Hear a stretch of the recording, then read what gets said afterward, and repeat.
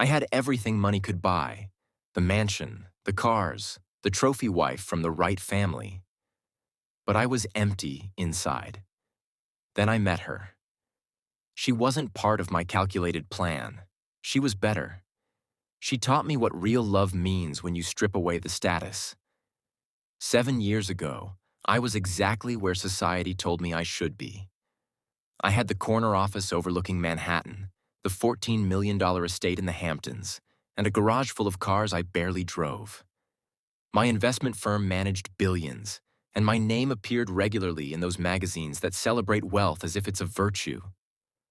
I was Charles Westfield, the man who turned family money into an empire, who married the daughter of a senator, who hosted charity galas that were really just tax write-offs.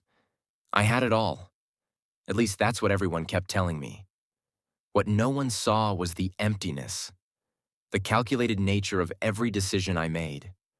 From the schools I attended to the woman I married, it was all part of a meticulous plan to climb higher, to be respected, to be envied. Status wasn't just important to me, it was my religion. I measured my worth by the exclusivity of the clubs that accepted me, by how many people knew my name at high-end restaurants, by the connections my last name could open. My first marriage wasn't born from love. It was a merger of social capital. Claire came from the right family, had the right education, knew the right people. We looked perfect in photos, hosted perfect dinner parties, and lived perfectly separate lives under the same roof. We were business partners in the enterprise of social climbing. I convinced myself this was normal, that this was success.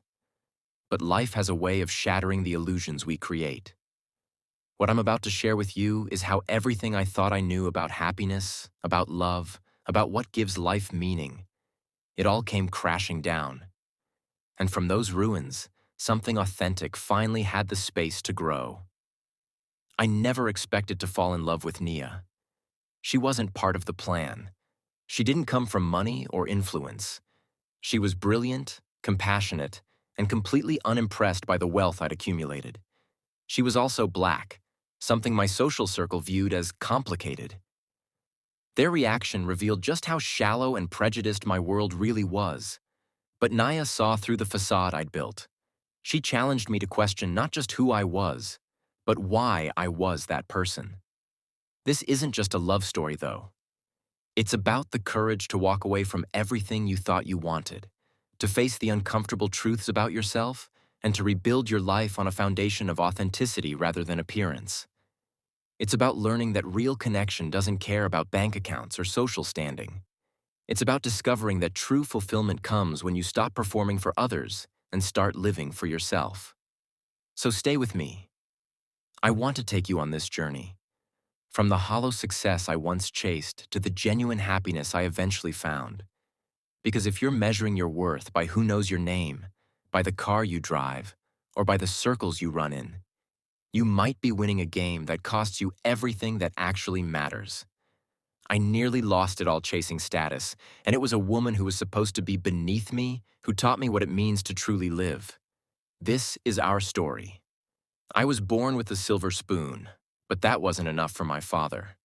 Westfields don't just inherit wealth, he'd say. They multiply it. My childhood wasn't filled with Little League games or family vacations. It was prep schools and etiquette lessons, investment club meetings and networking events disguised as charity functions. By 16, I could read financial statements better than fiction. By 21, I had made my first million through a tech investment my father called unnecessarily risky. His approval when it paid off, a simple nod, felt like winning an Olympic gold medal. Harvard Business School was never a question. It was an expectation. There, I perfected the art of strategic relationships. I didn't make friends, I cultivated connections. Every study group, every campus organization, every weekend trip was carefully selected to maximize my social and professional advantage. I wasn't even conscious of it at the time. This was simply how one succeeded. This was what my father had taught me, what his father had taught him. The Westfield legacy. When I returned to New York to join my father's firm, I was assigned the smallest office with the explicit understanding that anything better would be earned, not given. Within 5 years, I had tripled my portfolio's value and moved into a corner office larger than my father's. He never acknowledged it directly, but he started inviting me to his private club, the one that had only recently started accepting members who weren't white Anglo-Saxon Protestants. Progress, in our world, was measured in such incremental admissions to exclusive spaces. My personal life followed the same calculated trajectory. I dated women from good families, which was code for wealth, connections, and usually, whiteness. These relationships weren't about passion or compatibility. They were auditions for the role of Mrs. Westfield. Claire Harrington, daughter of Senator Harrington, passed this audition with flying colors. She understood the arrangement perfectly. Our courtship was a business negotiation conducted over Michelin-starred dinners and benefit galas. Our wedding was featured in Vogue, not because of any great love story, but because of who attended. Our marriage operated like a well-oiled machine. Claire managed our social calendar and philanthropic image. I expanded our wealth and influence. We renovated a brownstone on the Upper East Side, acquired the Hampton estate, and vacationed in places that required private jets to access. We hosted dinner parties where guests were selected based on their utility to our ambitions. Every aspect of our lives was curated for maximum impact, maximum status. Behind closed doors, we lived separate lives. Claire had her interests, her friends, her occasional lovers, all managed with appropriate discretion. I had my work, my clubs, my own arrangements. We weren't unhappy because unhappiness requires expectations that aren't being met. We had exactly what we had signed up for, a partnership of convenience that benefited us both. Or so I thought. What I didn't realize then was how this approach to life slowly erodes your soul. Each morning, I'd look in the mirror while knotting my Hermes tie, and a stranger would look back. I couldn't remember the last time I'd laughed genuinely, not the practiced chuckle I deployed at client meetings. I couldn't recall making a decision based on desire rather than advantage. The wealth kept growing. The invitations to exclusive events kept coming. But inside, I was vanishing, becoming nothing more than a collection of strategic choices and calculated appearances. But questioning any of this felt impossible. This was success. This was winning. Everyone said so. The cracks started small. A sudden inability to sleep through the night. Finding myself staring blankly at spreadsheets I once devoured with enthusiasm. Drinking a little too much at those networking events, just to make the conversations bearable. They were warning signs I expertly ignored. After all, this was normal for people at my level. The cost of success, the price of excellence. Nothing another achievement couldn't fix. Claire noticed it before I did. "You're becoming dull, Charles," she said one evening after a gala, slipping off her diamonds with practiced precision. Not cruel, just matter of fact. "You used to at least pretend to have interests beyond quarterly returns." She wasn't wrong. Somewhere along the way, I had stopped maintaining the pretense of being a complete human being. I had become a walking resume, a nameplate, a net worth figure. Our arrangements had always been separate but parallel. Now they began to diverge. Claire spent more time at our place in the Hamptons while I buried myself in the office. We appeared together when the occasion demanded it. Her father's political fundraisers, my firm's anniversary celebration, performing our roles with practiced ease. No one watching would have suspected anything was amiss. Perhaps nothing was. This wasn't a marriage crumbling. It was a business partnership naturally evolving. Then came the morning I found myself unable to get out of bed. Not tired. I was always tired. But genuinely unable to summon a reason why I should. What meeting was so important? What deal so critical that it justified continuing this hollow existence? I called my assistant for the first time in 15 years and said I wouldn't be coming in. Claire was in Europe. The house staff kept their distance, trained to be invisible. For 3 days, I wandered my expansive home like a ghost, realizing I didn't recognize a single item in it. Everything had been selected by interior designers to project the right image. Nothing reflected me because there was no me to reflect. I might have continued this way indefinitely, functioning but not living, if not for my father's death. Heart attack on the golf course at his exclusive country club. Quick, clean, efficient, just like him. I delivered a eulogy that received compliments for its appropriate restraint. I arranged his affairs with the same precision he would have expected. And then, alone in his study after the lawyers had gone, I found his journals. My father, the titan, the stoic, the man of few words and fewer displays of emotion, had kept meticulous records of his inner life, and they were devastating. Pages filled with regrets, relationships sacrificed for advantage, moments with his children missed for deals that, in retrospect, meant nothing. The final entry, written just days before his death. All of this, and for what? Charles follows the same path. I've taught him nothing of value. It hit me like a physical blow.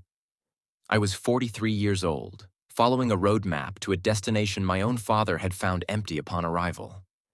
The next morning, I asked Claire to meet me for dinner, a rare request that visibly surprised her. At La Grenouille, surrounded by people just like us, I heard myself say, "I want a divorce." She set down her fork, studied me with those calculating blue eyes, and said, "Is there someone else?" There wasn't. That would have been understandable in our world. A younger woman, a fresh start, a predictable midlife crisis. "No," I said. "There's no one else. That's precisely the problem. There's no one here at all." The divorce was breathtakingly expensive and ruthlessly civil. Claire's father ensured she received considerably more than the prenup stipulated. I didn't fight it. Money had never been the point. We both had plenty. It was the social capital that was divided most painfully. Friends, if you could call them that, chose sides based on their own strategic interests. Invitations dwindled. Whispers grew. I was no longer an asset, but a cautionary tale. The man who had everything and inexplicably walked away. For the first time since childhood, I had no roadmap, no strategic plan. I had committed the cardinal sin in our circle. I had become unpredictable, and in that uncomfortable space of uncertainty, I finally had room to breathe. After the divorce, I did what men in my position typically do. I threw myself into work. But something had shifted. I started questioning investments I would have automatically greenlit before. Was I financing companies that actually improved lives, or just ones that maximized returns? This new perspective wasn't popular with the board. "You're not running a charity, Charles," they reminded me. But for the first time, I was asking myself what I was running and why. I decided to create a foundation, not the tax shelter kind that hosts galas where the wealthy congratulate themselves for their generosity while writing off their designer gowns. A real one, focused on educational access in underserved communities. I knew nothing about this world, which was precisely the point. I needed to step outside the bubble I'd lived in my entire life. That's how I met Nia Johnson. She wasn't impressed by me. That was the first thing I noticed. I'd arranged a meeting with several education experts, and while the others offered polite deference, Nia challenged every assumption I made. "Your model perpetuates the same systems of privilege you claim to address," she said, not unkindly but without compromise. "You're treating symptoms while ignoring the disease." She was the executive director of a community education center in Brooklyn, with 2 master's degrees and a PhD in education policy. Brilliant, direct, and completely uninterested in making me feel good about my newfound philanthropy. In my former life, I would have dismissed her as difficult, replaced her with someone more accommodating. Instead, I asked her to coffee. I wanted, needed, to understand what she saw that I didn't. One coffee became weekly meetings. Nia introduced me to educators, community leaders, parents, and students. She showed me schools that thrived despite minimal resources and others that struggled despite massive funding. "Money isn't the only answer," she explained as we walked through a vibrant community center. It's about dignity, agency, and recognizing the expertise that already exists in these communities. I found myself captivated, not just by the work, but by Nia herself. The way she listened intently to a third grader explaining his science project with the same respect she'd give a university president.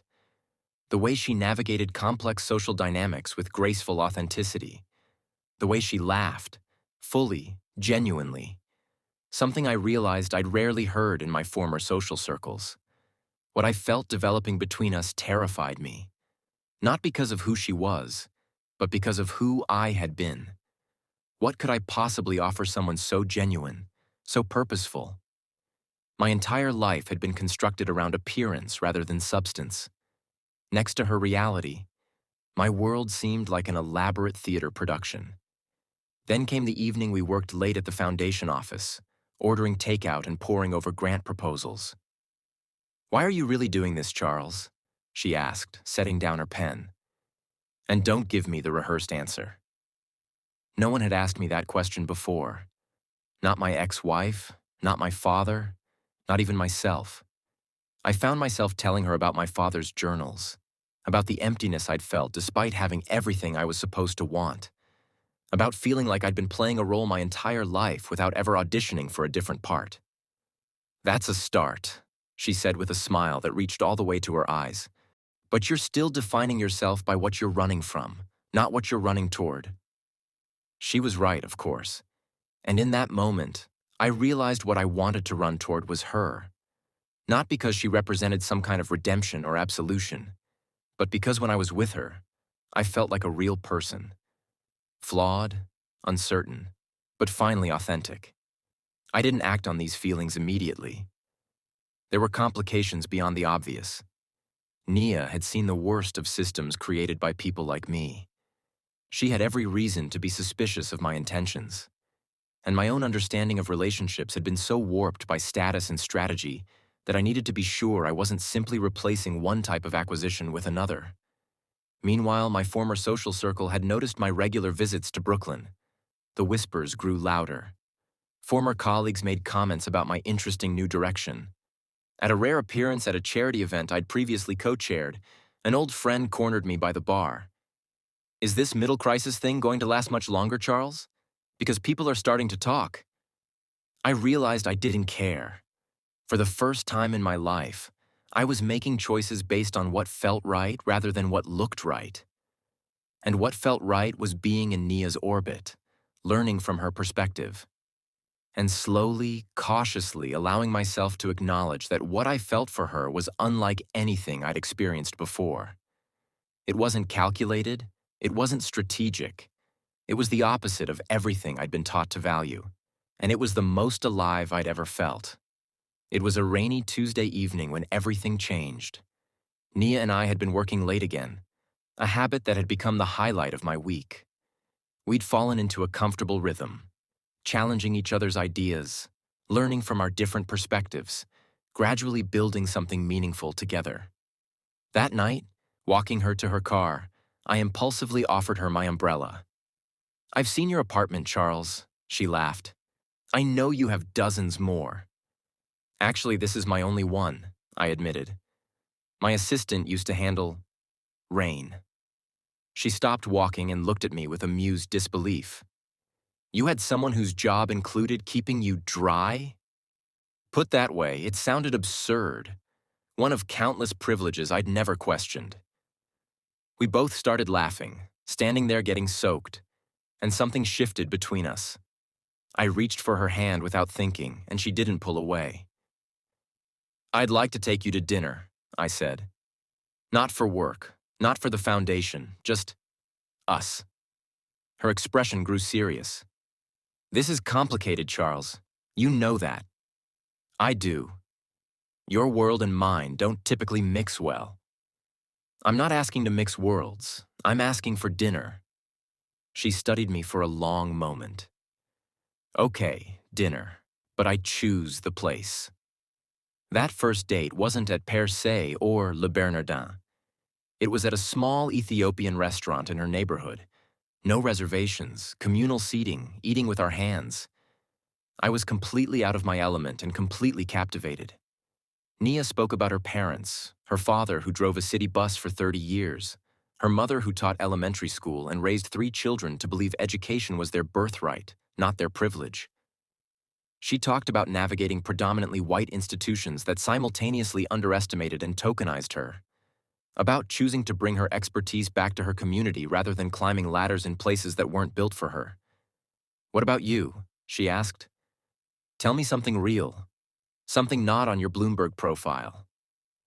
I told her about growing up lonely in enormous houses, about desperately seeking my father's approval and never quite finding it, about learning to evaluate everything, even relationships, in terms of its strategic value. "I've never known how to just be," I admitted, "until recently." One dinner became two, then regular dates that expanded my world in ways I couldn't have imagined. Nia took me to community poetry slams, neighborhood block parties, church services where the music moved me despite my lifelong religious indifference. I introduced her to classical concerts and art galleries, experiences I'd previously attended out of social obligation, but now saw freshly through her perspective. Not everyone approved. My former brother-in-law called to express concern about my public association with this woman. He didn't need to specify which woman or what concerned him. The implication was clear enough. Some foundation board members questioned whether our relationship represented a conflict of interest. Even Nia's friends were skeptical, warning her about white men with savior complexes, about being someone's exotic adventure before they returned to their real lives. Those fears weren't baseless. I had to confront uncomfortable truths about myself, unconscious biases I'd never examined, assumptions I made without realizing, privilege I'd always taken for granted. There were painful conversations, moments when my ignorance was laid bare, times when I wondered if the gap between our worlds was too wide to bridge. But there was also joy. Profound, unexpected joy in building something real together. Nia challenged me not because she wanted to change me, but because she saw who I could be if I were brave enough to shed the layers of performance and pretense. For the first time, I wasn't playing a role or calculating an advantage. I was simply being, and being seen. 6 months into our relationship, I received an invitation to my former father-in-law's annual holiday gala, an event I'd co-hosted for years. The invitation was addressed to me alone, the omission of Nia glaringly deliberate. I called to decline. "You're making a mistake, Charles," Senator Harrington said. "There's still a place for you in this world if you'd reconsider certain choices." "I'm not making a choice, Senator. I'm in love." The words surprised me as they left my mouth, not because they weren't true, but because I'd never said them before. Not to my ex-wife, not to anyone. Love had never been the point of my relationships until now. That night, I told Nia I loved her. She didn't say it back immediately, which was perfect in its honesty. "I need you to be sure," she said. "This isn't just about us. It's about whether you're ready to see the world as it actually is, not as you've been told it should be." She was right again.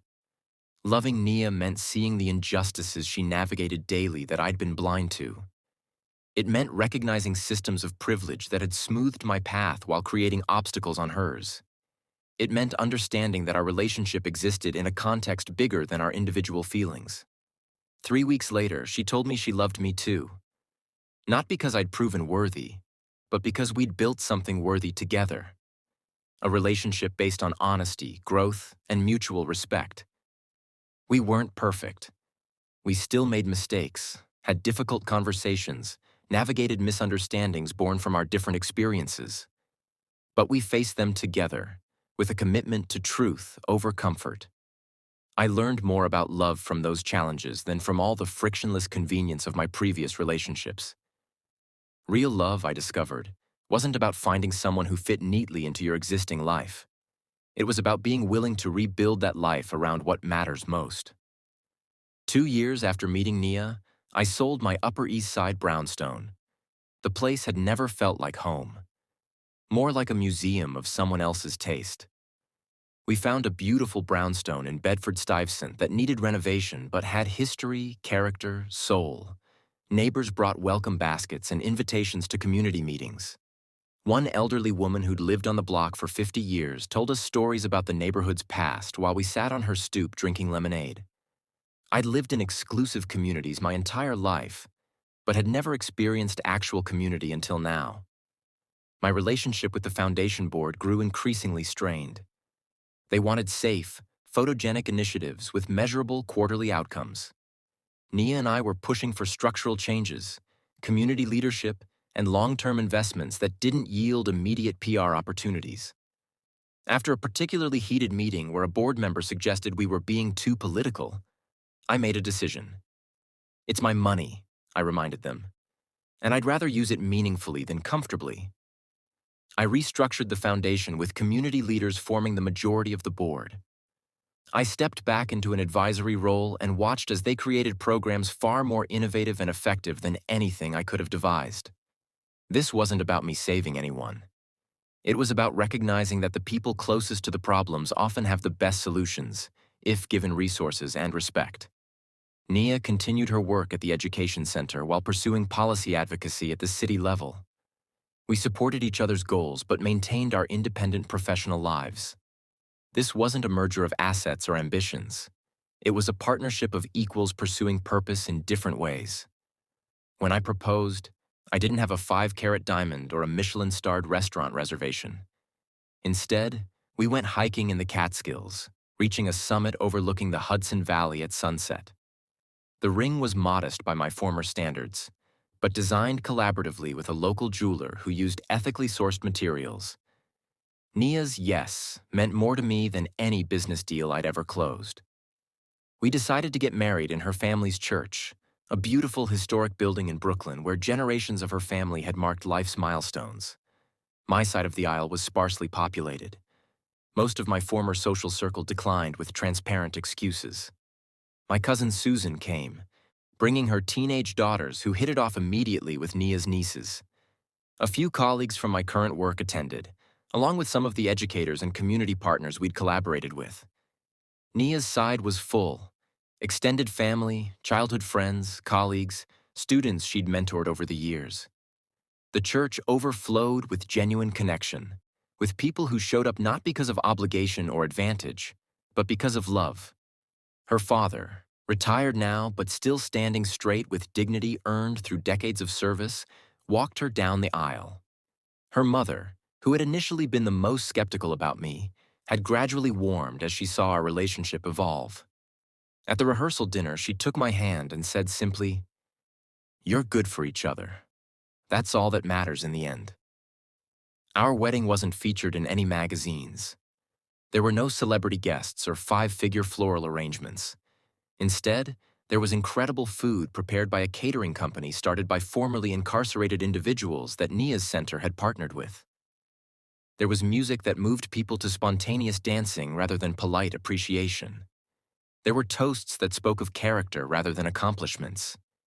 It was beautiful in its authenticity, like everything about this new life we were building. Marriage brought its own challenges, of course.